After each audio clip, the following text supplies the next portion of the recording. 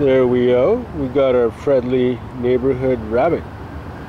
We got rabbits everywhere.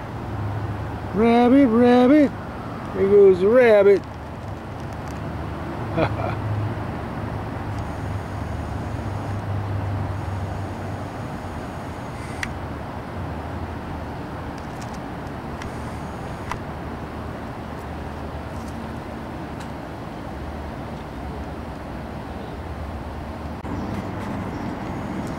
Squirrel. We got squirrels waiting.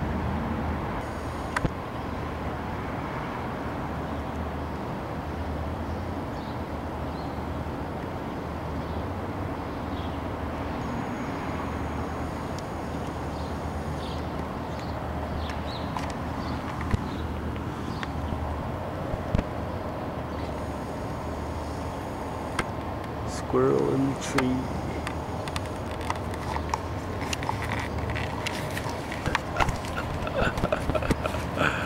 Yes. There we go. Oh, we got it. Oh, look at that. Whoa. We go till it gets like red hot. And right on. Awesome. The money shot. Well, it looks like almost a arc welder.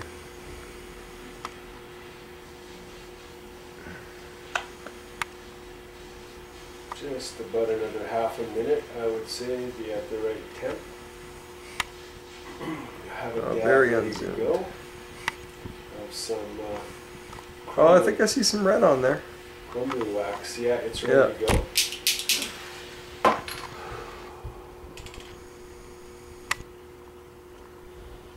Okay. Cheers, all. Dun dun dun dun dun dun dun.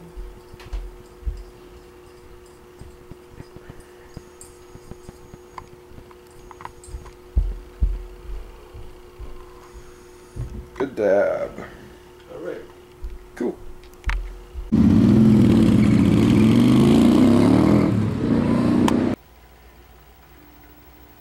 Good evening there.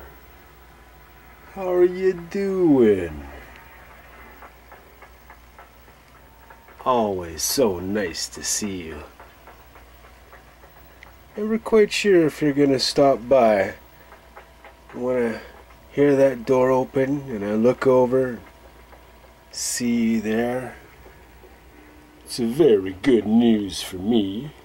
Yep. That's just because, you know, we're on the same wavelength. Get along. I enjoy getting along with people, different people. More differenter the better.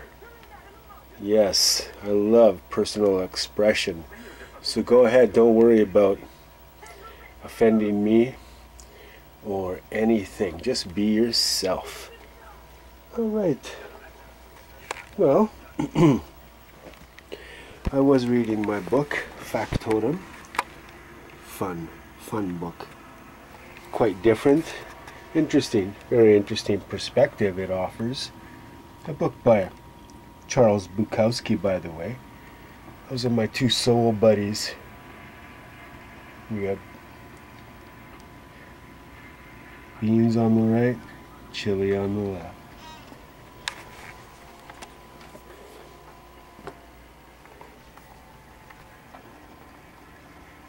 We are going to have some tokes. Excuse me.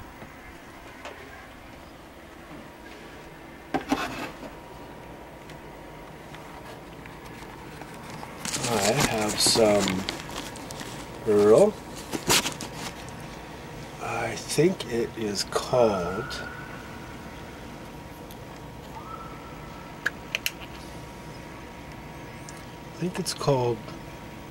Purple Kush.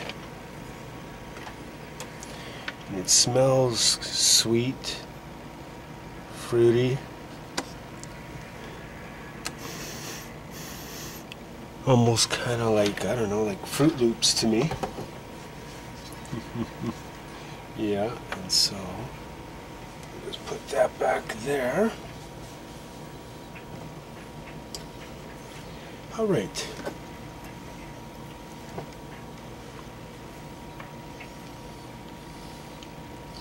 I was thinking about my dad, God rest his soul in heaven.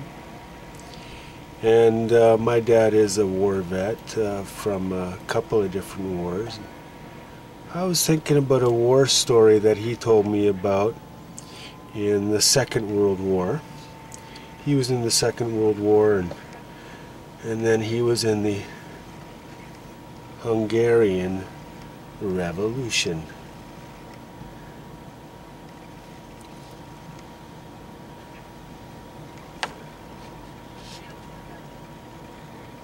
There you go, that gives you a good indication of that.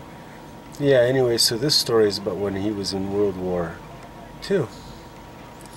And it was getting near the end of the war. And he was in Northeast Europe. And him and his troop had got caught. Here is my dabbing tool. Custom made out of Pyrex glass, you know, infused with color changing metal, and so as it changes colors. Right now it's well used and full of clay and, you know, dirty, so it needs to be cleaned, but that's the situation right now, and hopefully one of these lighters will work and we can get it going. Yes, and so this is what you do is you heat it up until you see it change orange, and really orange if you want it a hot dab, and just starting to be orange if you want it to be a cooler dab. And I find I do like the cooler dabs, and so I'm gravitating towards that direction, but I'm still pretty new at this technique of consuming hash, the dabbing technique. So bear with me. I see it's starting to turn orange. Okay, let's give this a try.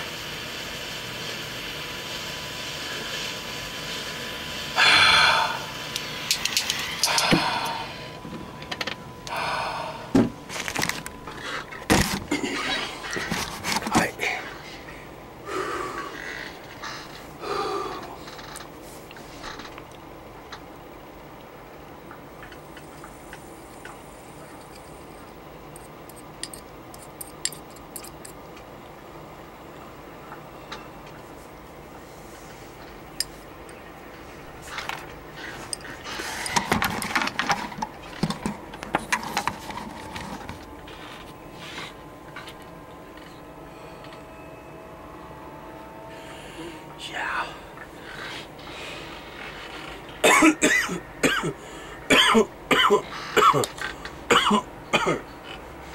Yeah, so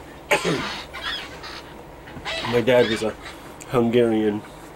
Well, he was 16 at the time, and he was drafted right off the street as he was walking home from school after school one day as a 16-year-old. Excuse me.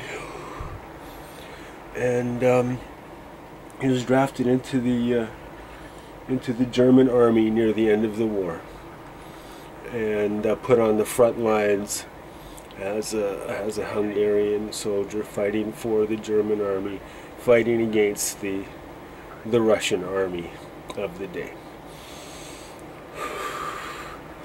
And so he was positioned up there in northern Poland, I guess it was northeast Poland, and so anyway, so his whole town that he was in was overtaken by Russian soldiers, and his platoon was taken, and he was captured, and he was put into a temporary holding prison camp that was probably, this whole prison camp was probably an enclosure about an acre big, And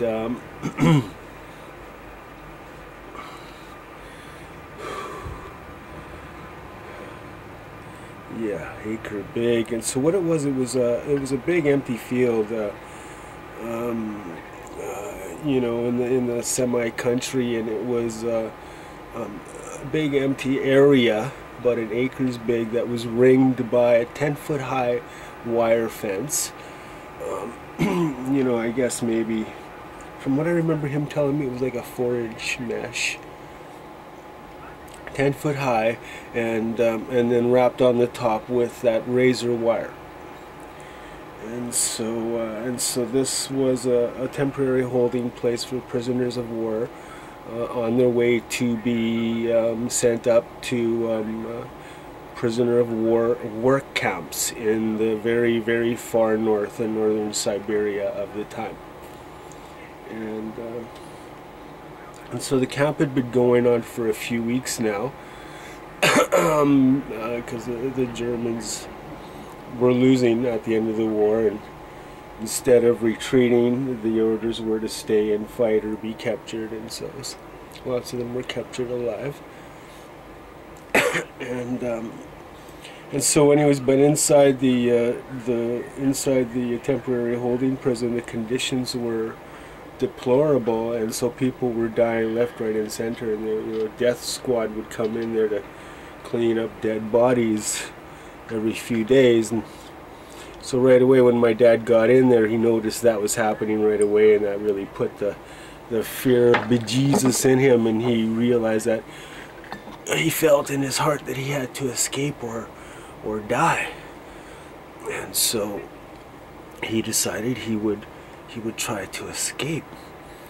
And so he devised a plan that he would try to dig his way underneath this fence.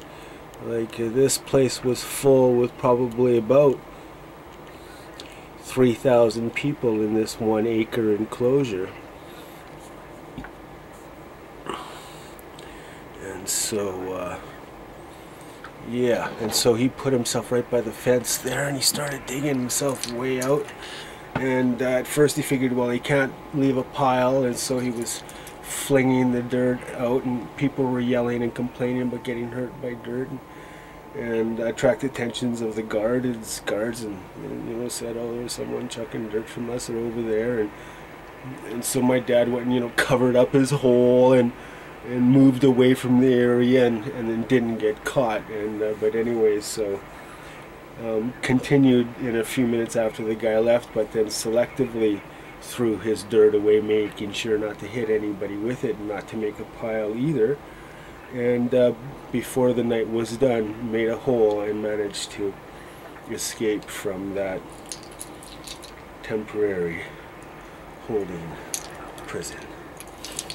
Yeah, so let's we'll fire this up, and we'll say cheers to the end of that little story about my dad and World War II. Maybe I'll continue it in a bit, we'll see. I'll probably save that for my next dad's video that includes my dad's story.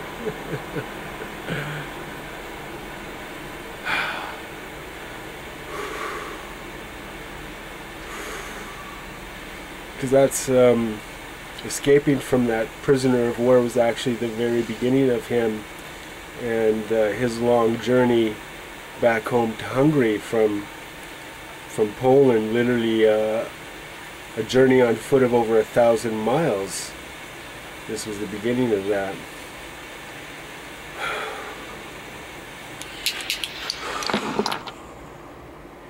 Cheers, Dad. Cheers to you, my friends.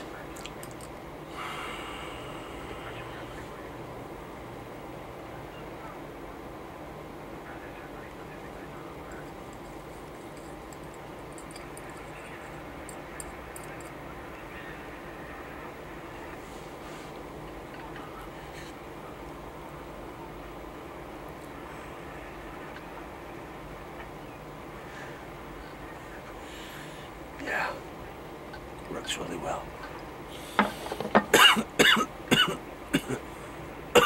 Screwdriver from my dad.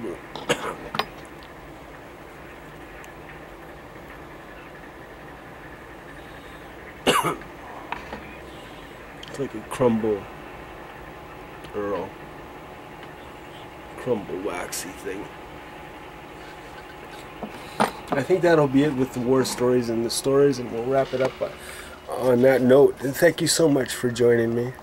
I just love hanging out with you. I'm looking forward to my next video with you, or my next visit with you. It's going to be exciting and different. We'll see you next time. Cheers.